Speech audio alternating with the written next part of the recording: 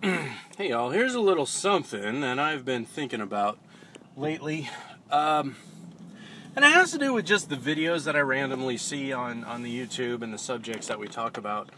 Whenever we're discussing something like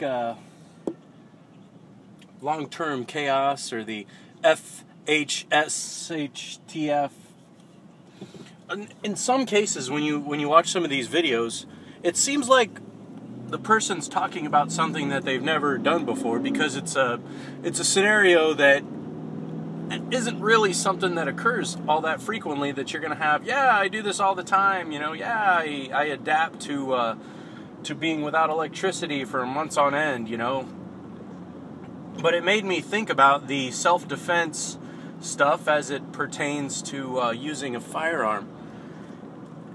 Now, I know directly for a fact, I know 5 people who have shot and killed other people in anger, in self-defense encounters, military encounters, and things of that nature. Terrible, terrible stuff, and it isn't something that any single one of them are proud of. It comes down to, in some cases, doing what they had to do, in other cases, they were doing their job. I'm thinking about the stuff that they carry and some of the characteristics about their attitude. Firstly, these people, you will be hard-pressed to actually catch them unarmed. They have a firearm on them at all times now. I don't know necessarily if that was the case beforehand or whatever, but you'll be very hard-pressed to see them without a firearm or some sort of weapon. 2, it's interesting what they carry. In one case, it's a Glock, chambered in .40 caliber. Another guy's got a Les Baer in .45 ACP.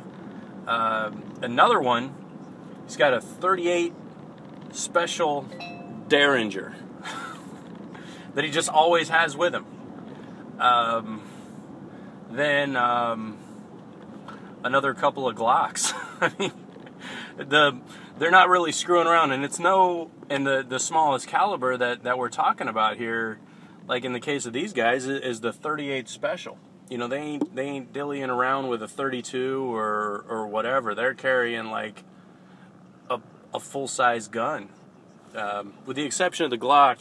One of the guys carries a Glock 27.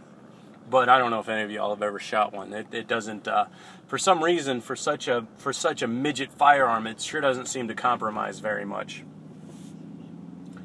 And man, it's interesting, the differences between that and what you see. I do understand that it's difficult for somebody that has had a lethal defensive encounter to actually catch them, talking about it in an instructional format. Because I imagine in some cases there may not be much to say. We talk about draw profiles and a 3-count draw and trigger manipulation and trigger creep and what's this other guy's story going to be about? And I was like, yeah, I was 4 feet away and I shot the guy in the fucking face.